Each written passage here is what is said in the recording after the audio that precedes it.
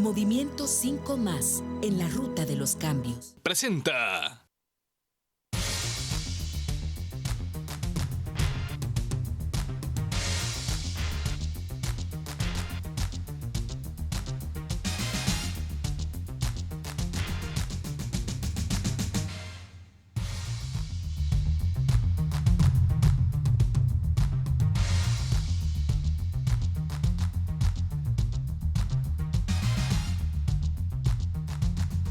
¿Qué tal? ¿Cómo están? Buenas noches. Gracias por estar con nosotros. Hoy en Destino 5500 debatiremos sobre la economía del país con reconocidos economistas, por supuesto, que nos acompañan. Está Roberto Rubio, director de Funde. Roberto, te damos la bienvenida. Muchas gracias por estar con nosotros. Buenas noches, Romeo. Muchas gracias por invitarme.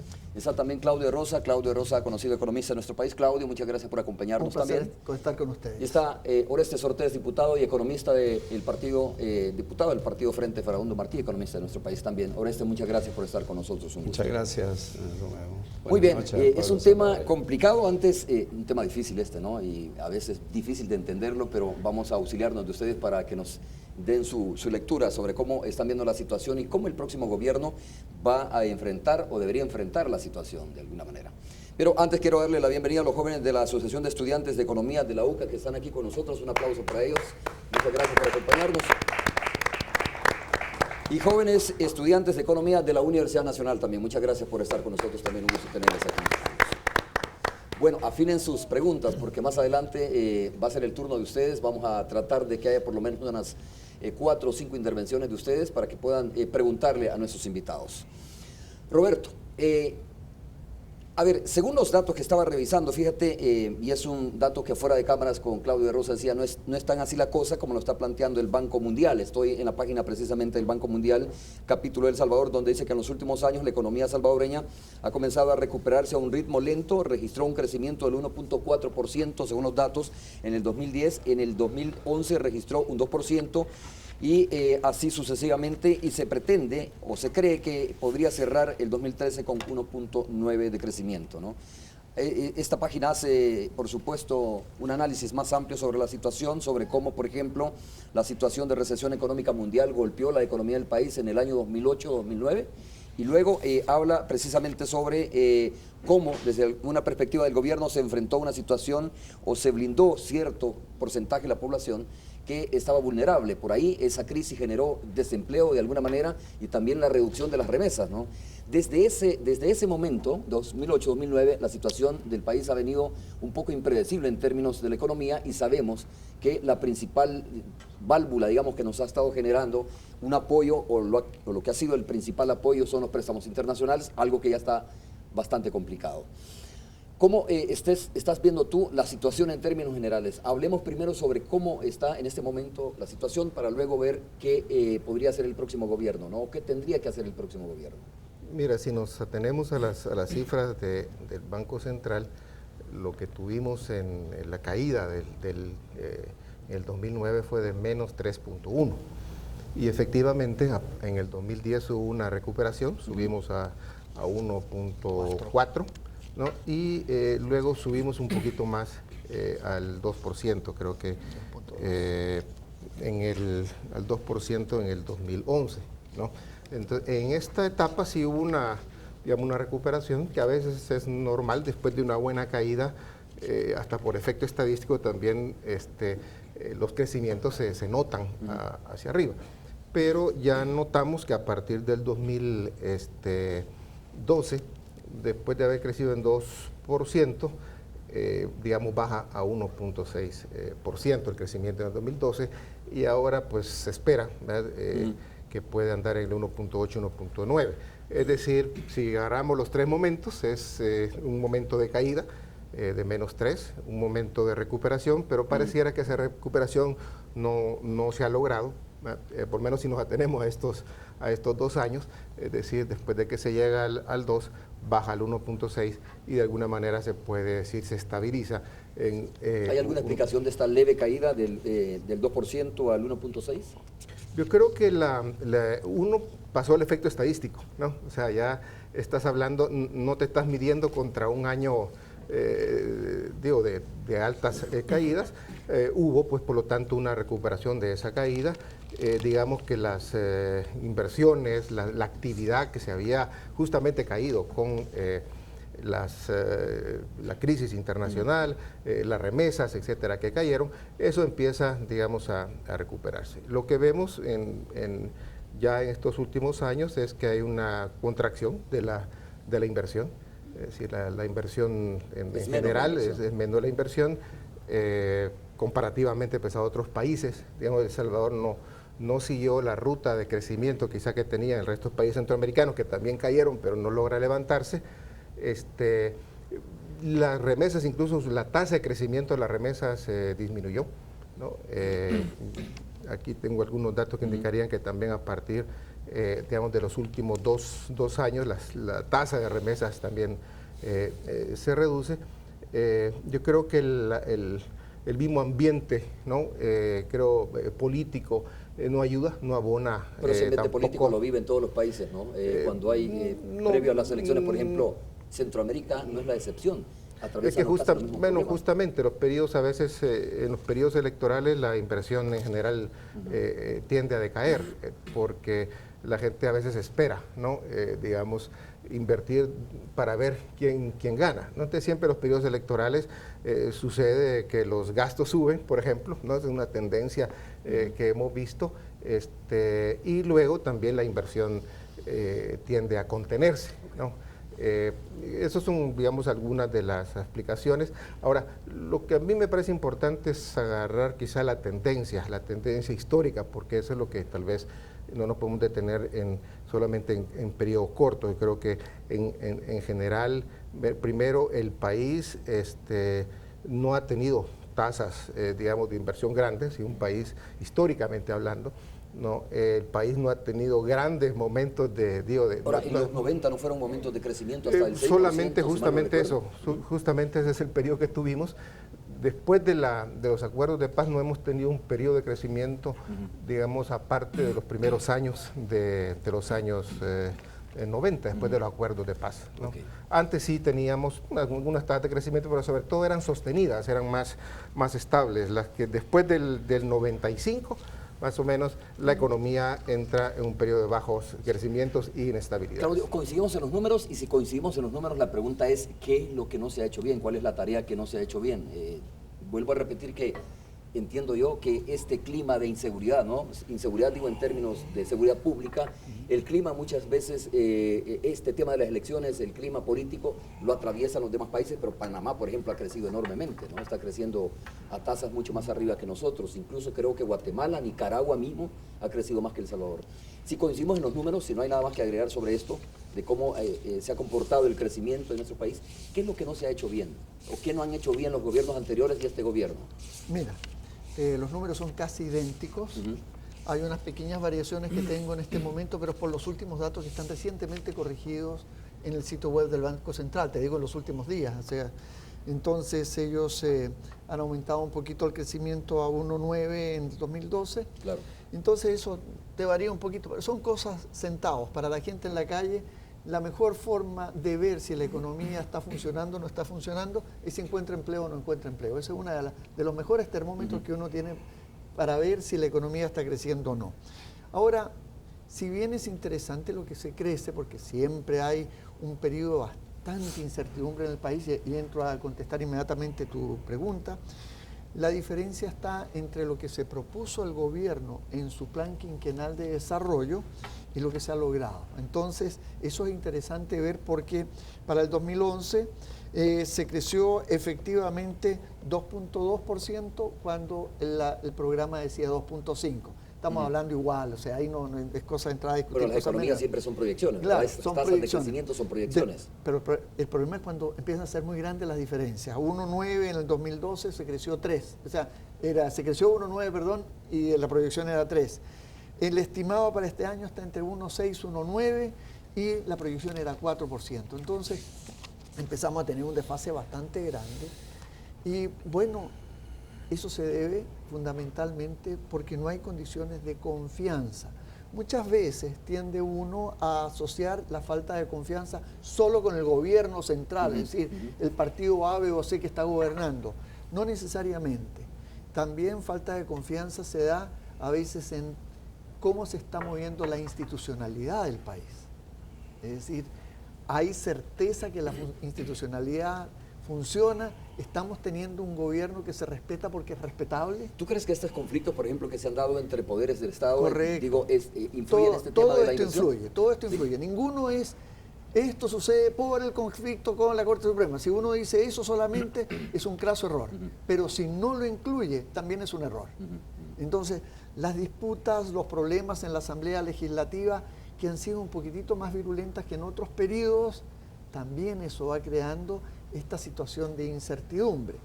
Luego vemos los indicadores, cuando tú ves lo que está relacionado con facilidad de hacer negocios, retrocedemos significativamente. No que el país vaya más mal, sino puede ser que estemos progresando a un ritmo mucho menor. Esto es igual que una carrera de auto. Si tú vas en Indianápolis a 100 millas por hora, aquí comparado con una carretera va a ser un exceso de velocidad. Pero allá en Indianápolis todos los carros te están pasando. Entonces lo mismo empieza a suceder con El Salvador. Si no progresamos en esos indicadores, los otros países nos empiezan a sobrepasar. Entonces pareciera que estamos retrocediendo y que llevamos muchos puntos.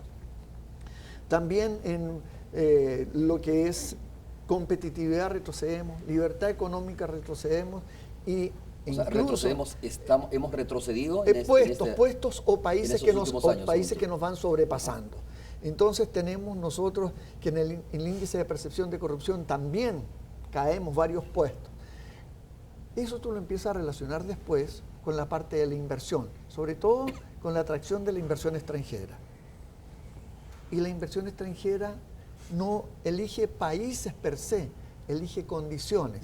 Entonces, si otros países le están dando mejores condiciones para su inversión, no se vienen a El Salvador y eso hace que no haya inversión, más la local que sufre cosas similares, y eso en su sumatoria, si no hay inversión, tiende a haber menos generación de empleos y riqueza nacional. Orestes, sí, cómo no. ¿Tu opinión?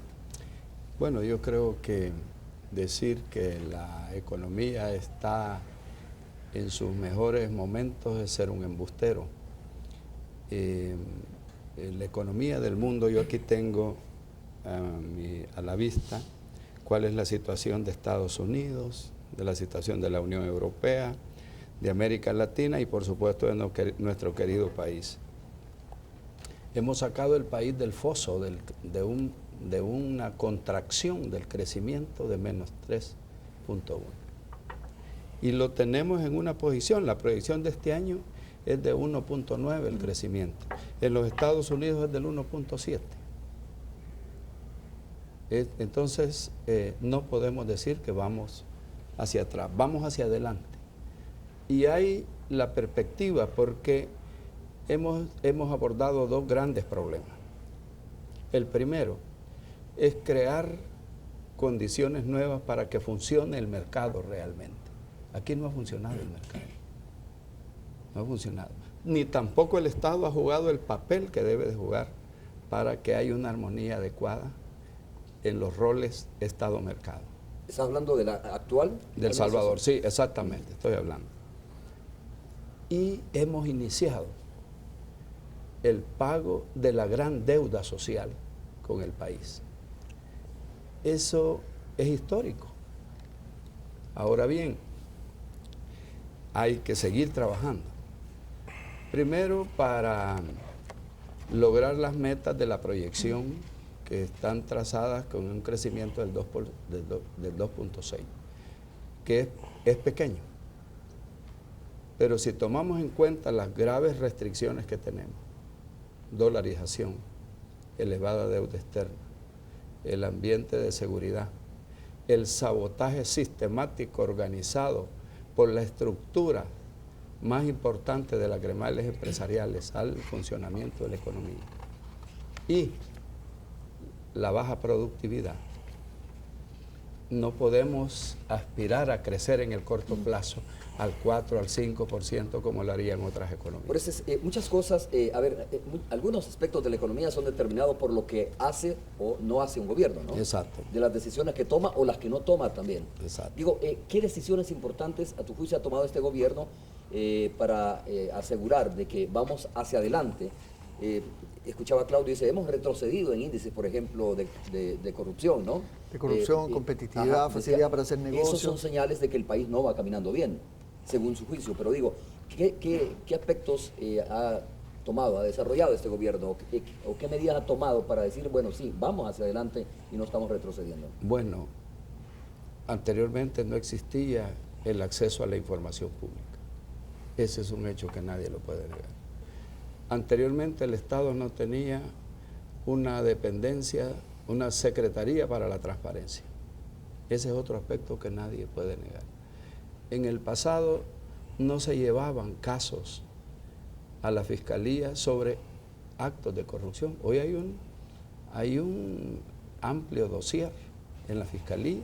Hay mucho trabajo para la Fiscalía, por eso se le están asignando nuevos recursos para trabajar este punto, porque la corrupción ha sido un problema inveterado en las élites económicas y en los altos niveles de la dirección del Estado salvadoreño.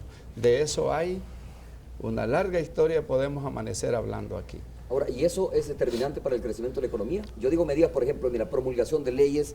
Se ha hablado mucho de que esta administración ha sido una administración que ha estado en roce permanente con algún sector de la empresa privada y que no crea el clima conveniente para la inversión internacional y la inversión privada interna, ¿no? Digo, ¿qué medidas, además de presentar, por supuesto, que es muy importante, este tipo de denuncias ante la Fiscalía General de la República para que operen las instituciones, pero medidas para mejorar el clima, ¿no? Económica, ¿cuáles son? Claro, por ejemplo, concertamos con los empresarios una reforma importantísima al sistema de zona franca, negocios internacionales, por ejemplo.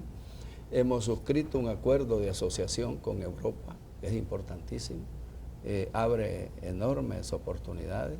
Bueno, de hecho, el empleo en zona franca ha subido más de 7.000 desde que se hizo la reforma, más de 7.000 puestos de trabajo y muchos millones de dólares han venido. ¿Cuántos empleos ha generado este gobierno? Parece que el presidente Mauricio Funes recientemente dijo una cifra, ¿no? Les guste o no les guste, dijo, hemos generado más o menos cerca de 80.000, dijo. Bueno, yo tengo el informe del ministro de Economía, un hombre que merece mi respeto y mi confianza, habla de 98.000 empleos. Okay. Y como dice un gurú de la economía norteamericana, la creación del empleo, dice, fundamentalmente, es responsabilidad del mercado. Roberto, decía Claudio, mira, un aspecto importante, si usted quiere saber cómo está la economía de un país, váyase por la parte de los empleos, ¿no? Cuando las personas buscan empleo y lo encuentran fácilmente. Ahí está un indicador, está diciendo Orestes que se ha creado más o menos 95.000 empleos, es decir que este gobierno ha generado empleo y si ese fuera un indicador para hacer este análisis, tendríamos que decir que la economía del país va bien entonces. Yo creo que hay que matizar, es decir, recordemos que se perdieron como 70.000 empleos, se han recuperado cerca de 90, y esto es lo, digámosle así, lo bruto, es decir, esto sale de las cifras del Seguro Social. Esto hay que netearlo contra los que se perdieron también, y eso no tenemos cifras. Yo creo que la economía, digamos en términos, es decir, vámonos a las encuestas. No es casual que la gente diga que hay dos problemas que le preocupan. Ahora no es tanto la inflación ha andado por 1%, o sea, antes decía el costo de la vida. Ahora es el empleo, la falta de empleo. A mí que me digan las cifras, que me digan que crecieron, pero mire, la gente me está diciendo, la gente que sufre, que tiene los problemas, que hay falta de empleo, ¿no? Y que esto es serio. Y igualmente, digamos, en términos del otro factor ha sido la inseguridad. Estos son los dos factores, ¿no? Entonces, también tomemos en cuenta, como dicen, los indicadores de la calle, ¿no? Entonces, efectivamente, yo creo que la línea de crecimiento del empleo del país, exceptuando esa caída, ¿no?, que tuvimos, en general, históricamente, la tendencia ha sido aumentar empleos, y esto no es nada nuevo, ¿no? Lo que sí hubo fue, después del 2009, sí hubo una recuperación del empleo, y el empleo está, digamos, creciendo, pero como digo, no lo suficiente. Ahora, ¿qué tipo de empleos son? Hay que netearlo. Y ahora viene claro, aquí viene el otro problema, es decir, que aquí se dice que tenemos una tasa de desempleo que puede andar entre el 6 y 7%, que es quizá está mejor que los países europeos. Es que este es un mal indicador, porque ese no es un indicador que sirve para nuestros países, porque aquí lo que importa es el subempleo. y un subempleo que está extendido en la informalidad. Esta es una economía crecientemente informal, ¿no? Y ese es el empleo. Entonces aquí el empleo informal, la calidad del empleo informal es mala. Luego tenemos el empleo precario. Habría que ver cuáles son los empleos que realmente te hacen contrato anual, te dan vacaciones, ¿no? A veces tú puedes decir que la maquila genera X cantidades de empleo, pero si a las mujeres no les dejan ir al baño, si de repente tienes, ¿cómo se llama?, una serie de restricciones y la maquila de repente se va y no avisa. Es decir, la calidad del empleo, la estabilidad, etcétera, eso hay que analizarlo en otra dimensión. Es decir, pero como estamos viendo nada más la cifra de la cantidad, pero tú apuntabas bien que hay que ver la calidad del empleo. Y la calidad del empleo dudo también que haya mejorado. Okay. Claudio. Mira, nuestro país requiere que se generen anualmente entre 45 y 50 mil empleos. Es por eso que en el plan de gobierno, del plan de desarrollo quinquenal de este gobierno, pusieron como meta generar 250 mil empleos en estos 5 años. Eso es lo básico para que el país pueda crecer y funcionar bien. Si hacemos una aritmética simple, no es así, pero para que no entrar en detalles y complicar, significa que son 50 mil empleos por año. Si se han creado alrededor de 100, 98, 100, para no entrar en detalles y el número más, porque eso ya entra en nimiedades, y efectivamente el Seguro Social, ese es el número que reporta, correcto, de los cuales el aumento importante en el orden de 35 mil empleos son del sector público, global, incluyendo todas las instituciones del sector público y las alcaldías, absolutamente todo. Entonces, si tenemos prácticamente 100 mil y se necesitaban 200 mil, quiere decir que la economía no ha generado 100 mil empleos que se estarían demandando, que son necesarios para que en general estemos cómodos y no nos sentamos tan apretados. Por eso tenemos que, si bien el desempleo anda en el orden del 6%, el subempleo está rondando el 40%. ¿Y por qué no hay más desempleo aquí?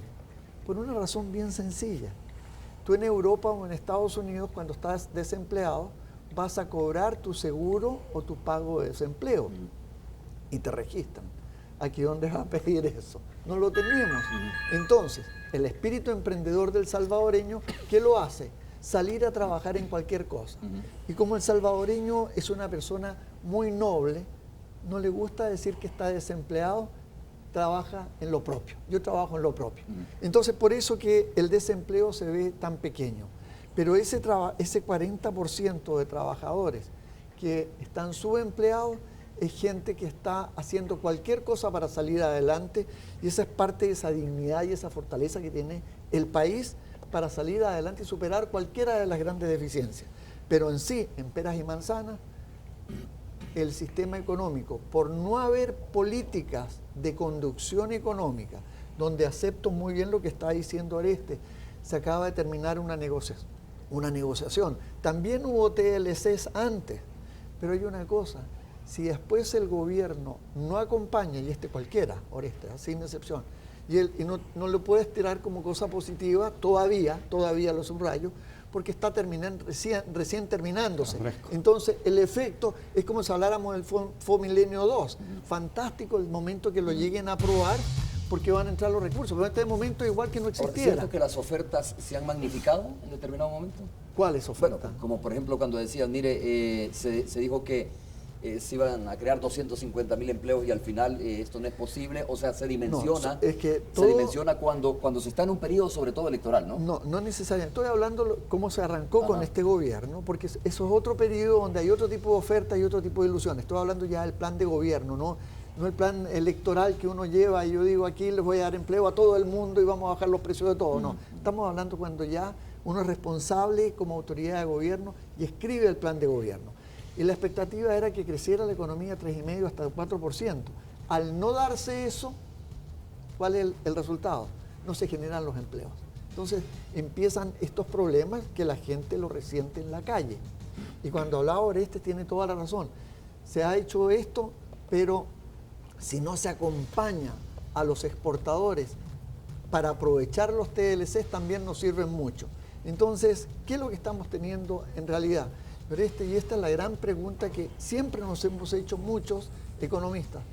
¿Cuáles han sido las políticas específicas para impulsar la economía, para atraer la inversión, para crear nuevos focos o polos de desarrollo, crear nuevos motores o fortalecerlos andando, los que están andando? Y ahí, lamentablemente, más allá de las cosas políticas, porque todos los gobiernos tienen cosas buenas y malas, sin excepción, ahí nos hemos quedado un poquito cortos. Bueno, en el siguiente bloque vamos a hablar de eso, ¿no? ¿Cuáles son las claves esto? De verdad, ¿cuáles son las claves que se deben de poner en marcha o las tuercas que se tienen que ir socando para lograr, digamos, que despegue la economía, que pueda tener un crecimiento del 2% hacia arriba, que es la expectativa que tienen la mayoría de salvadoreños, ¿no? Que se logre un crecimiento de ese tipo. Y la verdad es que también tengo que preguntarles cómo están viendo las propuestas de los partidos políticos de cara, a enfrentar la situación económica. Sí he escuchado propuestas como, por ejemplo, esta propuesta del FMLN, ¿no? De decir, bueno, nos vamos vía Petrocaribe mientras se estabiliza la economía, logramos un crecimiento. He escuchado decir a la gente de Unidad que hay por ahí préstamos disponibles de 1.000 millones, parece que están diciendo, que ya están contratados de alguna manera o que están disponibles en los organismos financieros internacionales, y no sé cómo se está planteando también el otro partido, el Partido Arena. Vamos a hablar de eso también cuando regresemos después de la pausa comercial. Y esto mismo.